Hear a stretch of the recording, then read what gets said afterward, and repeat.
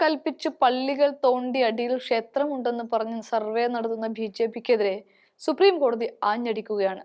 തോന്നിയ വഴിക്ക് 5 പേരെ കൊന്നൊടുക്കിയതിൽ സമാധാനം പറയാതെ പോലീസ് അടക്കമുള്ളവർ ഒഴിഞ്ഞു മാറുന്നതിനിടയിലാണ് രാഹുൽ സംഭലിലേക്ക് പ്രിയങ്കയെയും കൂട്ടി നീങ്ങിയത്.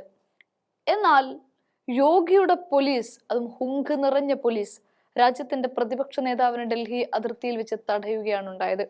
എന്നാൽ തൊട്ടു പിന്നാലെ കൊല്ലപ്പെട്ടവരുടെ ബന്ധുക്കൾ രാഹുലിനെ തേടി രാഹുലിന്റെ അടുക്കലേക്ക് വന്നതോടെ ഒരു യോഗി പോലീസിനും തടയാനായില്ല. അതിനു പിന്നാലെയാണിപ്പോൾ സംഭാലിൽ യാതൊരു തരത്തിലുള്ള പൂജയും വേണ്ട എന്ന് പറഞ്ഞുകൊണ്ട് സുപ്രീം കോടതി തന്നെ രംഗത്തെത്തുന്നത്. അതിനിടയ്ക്ക് സംഭൽ വിഷയത്തിൽ മുസ്ലിങ്ങളെ ഉന്നം വെച്ച് BJP നടത്തിയ ആക്രമണ പരമ്പരയാണ് സംഭലിൽ നടന്നത് എന്നാണ് SP നേതാവ് അഖിലേഷ് യാദവ് പറയുന്നത്. സംഭാലിലെ ഷാഹി ജുമാ മസ്ജിദിന്റെ പ്രവേശന കവാടത്തിന് സമീപം സ്ഥിതി ചെയ്യുന്ന സ്വകാര്യ കിണറുമായി ബന്ധപ്പെട്ട് തൽസ്ഥിതി തുടരാൻ തന്നെയാണ് സുപ്രീം കോടതിയുടെ ഉത്തരവ്. കോടതിയുടെ അനുമതിയില്ലാതെ പൂജ ഉൾപ്പെടെ ഒരു നടപടിയും സ്വീകരിക്കരുത് എന്നാണ് ചീഫ് ജസ്റ്റിസ് സഞ്ജീവ് ഖന്നയും ജസ്റ്റിസ് സഞ്ജയും പറയുന്നത്.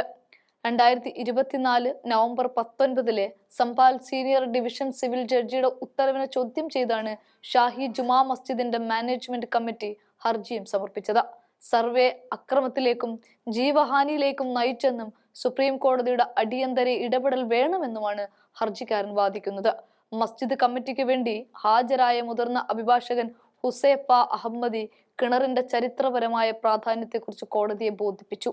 മുസ്ലിം വിശ്വാസികൾ പണ്ടുമുതലേ കിണറ്റിൽ നിന്ന് വെള്ളമെടുക്കുന്നു എന്നും ഇപ്പോൾ മസ്ജിദിനെ ഹരി മന്ദിർ എന്ന് പരാമർശിച്ച് അവിടെ മതപരമായ പ്രവർത്തനങ്ങൾ ആരംഭിക്കാനുള്ള പദ്ധതി അവസാനിപ്പിക്കണമെന്നൊക്കെയാണ് അഹമ്മദി ബാന്തു പറയുന്നത്.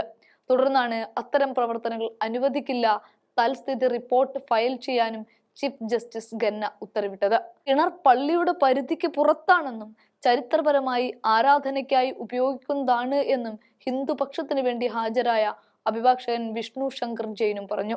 കിണർ ഭാഗികമായി മസ്ജിദ് പരിസരത്താണെന്ന അവകാശവാദത്തെ പിന്തുണയ്ക്കാൻ ഗൂഗിൾ മാപ്പ് ചരിത്രം ഉദ്ധരിച്ച് അഹമ്മദി വാദിക്കുകയും ചെയ്യുന്നുണ്ട്.